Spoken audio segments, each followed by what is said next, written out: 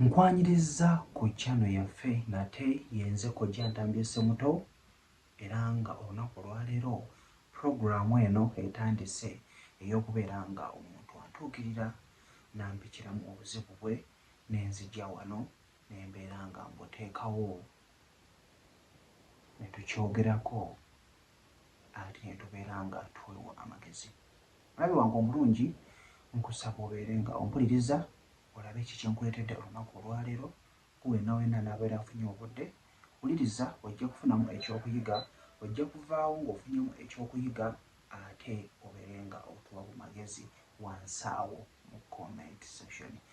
Kankutwale mu maaso ate mbeere nga nkukiramu ensonga ya mwana mulenzi ono gye yatuyitiddemu ng'akaaba ng'abuliddwa bw'emirembe. Mwana mulenzi ono agamba nti kuva lwe yaloota ekirooto eky'okubeera nti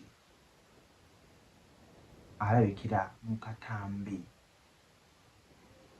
ak'okwegatta n'abawala ab'enjawulo, teyaddamu kubeera nga afunctioninga bulungi ne mukyala we gw'alina awaka. Katambi kano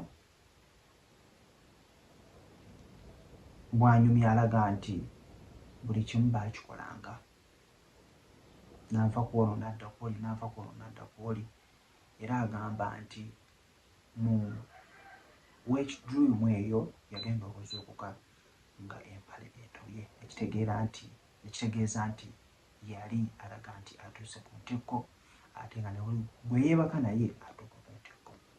Ffe we yaloota ekirooto ekyo taddangamu kufuna mirembe. Agamba nti buli we yeegatta ne mukyala we tamuwulira bulungi. Buli wagwawo okwebaka ebirowoozo bye bye bimujjira, abantu bali baalaba mu birooto. Okimanyiiko ki? Osuubira omuntu ono oyinza okumuadvisinga otya? Ki ky'oyinza okumugamba okubeera nga akola okusinziira ku ky'omanyiiko? Olowooza obuzibu buyinza kubeera nga buvaawa? Ayinza kukozesa ku ki okubeera nga omuntu ono ate addawo nga bwe yali? Ekirooto kye yaloota ne kibeera nga kimuva mu bwongo n'asobola okubeera nga ate afunctioninga bulungi ng'ali n'omwagalwa we awaka. Tusaba ku magezi. Oyinza kukyogerako otya mu comment section awo? Magezi ki g'oyinza okubeera nga omuntu oyo omuwa? Nga tuvuddeko awo nakusomesaako last time kubeera nti ebintu bikozesa abantu. Bw'obadde otunudde mwana mulenzi ekyoto kye yaloose kiddayoko emabega ku kye nakusomesaako okugamba nti ebintu bikozesa abantu. Ebintu ebyo bikozesa abantu ne bikuleetera okubeera nti otuuka bulungi ku ntikko, ne bikuleetera okubeera nti olinga nga ava okwegatta n'omwagalwa wo. N'otuuka ekiseera n'ozuukuka n'oyagala okubuuza omwagalwa wo twegasse, n'akugamba nedda. Naye awuliramu okutya kubanga aba alowooza nti olina omuntu gw'ova okwegatta naye. Kwegamba biba bitiisa kubanga ozuukuka ng'owulira okooye, ozuukuka ng'owulira tolina maanyi. Okuva lw'okiroose n'otuutuga n'okubeera nga toddamu. So oba oli eyo ng'olina obuzibu, ng'olina ky'okimanyiiko naawe, tuweeyoko ky'oyinza okuba ng'okyogerako. Magezi ki g'oyinza okuba nga owa omuntu ali mu mbeera bw'etyo? Kubanga kyola nkireese olw'ensonga nti leero gundi nate waliwo n'omwala ayita mu mbeera bw'etyo. Kitegeeza oli wanaawuliriza programu eno ajja kufunamu ekyokuyiga ate naye akyogereko wansi awo nga advisinga omuntu oyo ng'amuwa ku magezi.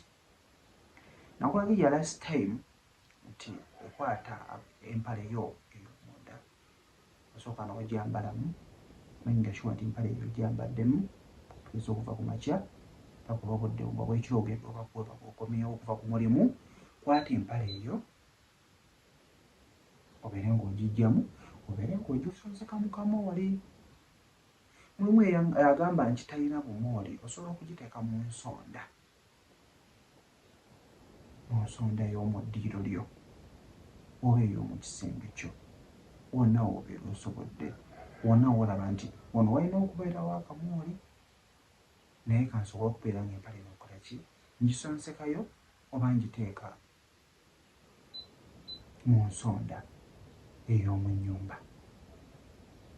Kijja kubeera nga kikuyambako ogwali mu buzibu bwe butyo okubeera nga ate toddamu kubeera nga oloota birooto ebyo ebyokubeera nti abantu bakukozesa. Bittira ddala amaka kubanga owulirira ddala ng'oli satisfied.